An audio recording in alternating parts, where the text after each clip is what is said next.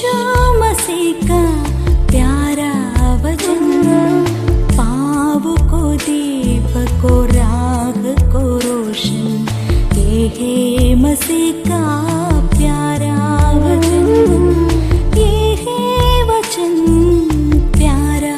परमेश्वर के धन्य नाम की महिमा हो। प्रभात मनन के सत्र 2239 में आप सभी का बड़े प्रेम से स्वागत करता हूं। याकूब दूसरा अध्याय की 10 और 11 आज के मनन के लिए हम पढ़ेंगे। क्योंकि जो कोई सारी व्यवस्था का पालन करता है परंतु एक ही बात में चूक जाए तो वह सब बातों में दोषी ठहर चुका है। इसलिए कि जिसने ये कहा तू व्यभिचार ना करना, उसी ने ये भी कहा तू हत्या ना करना। इसलिए यदि तूने व्यभिचार तो नहीं किया पर हत्या की तो भी तू व्यवस्था का उल्लंघन करने वाला ठहरा। याकूब इस भाग में बताने वाली हर एक बात को समझने के लिए लूका रचित सुसमाचार के 10वां अध्याय की 25 से 37 तक के पदों में आलेखित प्रभु यीशु मसीह और व्यवस्था के बीच की बातचीत एक अच्छा रूपरेखा है। जैसे कि मैंने पूर्व में भी बताया था, यहूदियों के बीच में व्यवस्थापक एक ऐसा समूह था जो व्यवस्था के संबंध में जो तर्क आदि होते थे बहस करते थे। व्यवस्थापकों को व्यवस्था के शिक्षक के रूप में भी बाइबल में परिचय कराए हुए है। मत्ती 23 की 2 और 3। व्यवस्था में अपने गहरा ज्ञान के आधार पर यीशु मसीह से बात करने वाले व्यवस्थापक प्रभु यीशु मसीह का जांच करने की कोशिश कर रहा था। यीशु मसीह के समय के फारिसी व्यवस्थापक आदि जो सोचते थे कि वे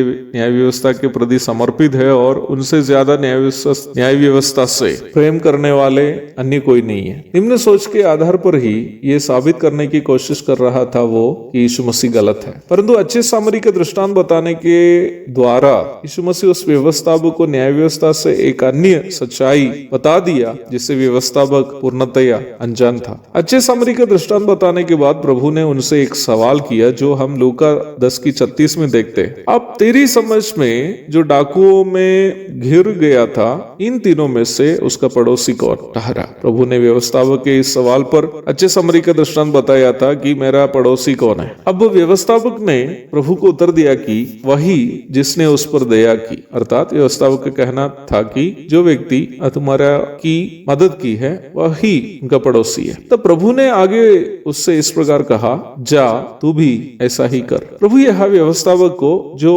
समझा रहा था वही बात याकूब भी हमें उन भागों से समझा रहा है जो हम प्रारंभ में पढ़े हैं। प्रभु व्यवस्थापक को यही समझा रहा था कि ये बात अच्छी है कि परमेश्वर से हमें श्रद्धा और भक्ति होनी चाहिए, परमेश्वर से हमें प्रेम करना चाहिए। पर परमेश्वर से हमारी श्रद्धा और भक्ति कहाँ पर स्पष्ट रूप में दिखाई देती है? दूसरे लोगों से हमारे व्यवहार में। यदि हमारे समान अन्य मनुष्यों से हमें प्रेम, दया और सहानुभूति नहीं होती हो और हमारी भक्ति केवल आराधनालय में ही हो, अर्थात हमारे कीर्तन, भजन और वचन के प्रचार में ही दिखाई देती हो हमारी भक्ति, तो अवश्य समझिए कि हमारी भक्ति नहीं है बल्कि केवल कपटता है। यारो, आपको ये समझना चाहिए कि बाइबल के पुराना नियम और नया नियम दोनों में यही शिक्षा दी गई है।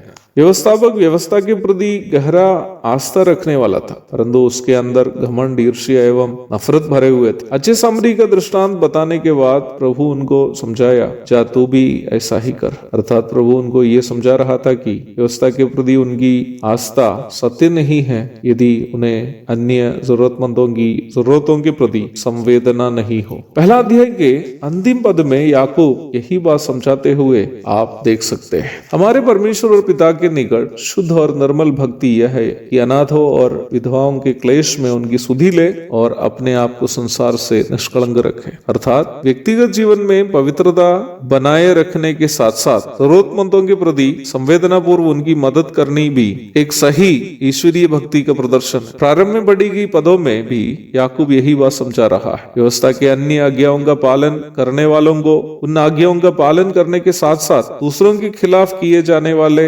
अत्याचार जैसे हत्या, व्यभिचार आदि पापों से अर्थात दूसरों को नुकसान पहुंचाने वाले पापों से अवश्य बचे रहना है। क्योंकि परमेश्वर के जन अपने जीवन से केवल दूसरों की भलाई करने वाला होना चाहिए, नुकसान नहीं। एक और शुभ दिन की धन्य कामनाओं के साथ आज का मनन में यहाँ समाप्त करता हूँ। प्रभु आप सबको आशीष दे। आमीन।